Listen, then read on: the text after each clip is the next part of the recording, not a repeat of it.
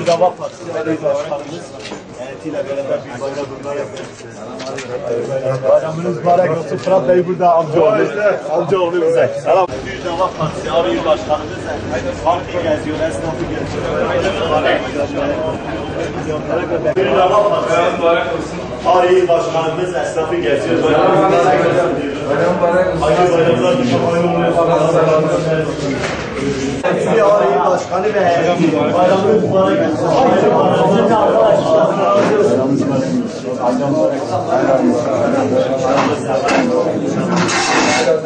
Hayırlı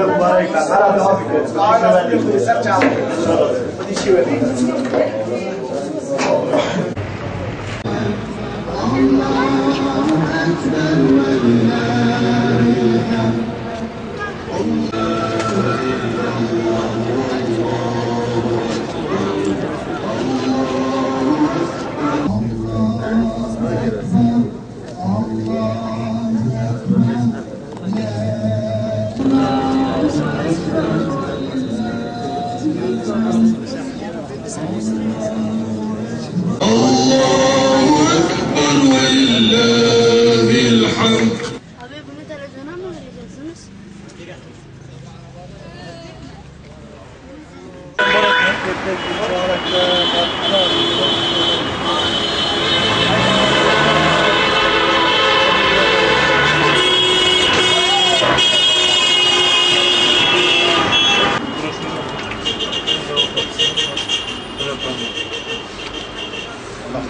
Kardeşler hazır oldu. Tam Mustafa bu. Tam Mustafa valla küllüğü yine ortaya. Kardeşler hazır bir Dava Partisi'ne bayram mübarek olsun. Allah hayırlı işler. Allah razı olsun. Sağ olun. Hayırlı işler. Kolay gelsin.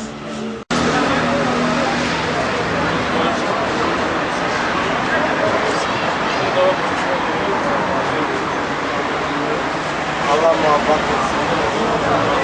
Yani. Gerek tabii.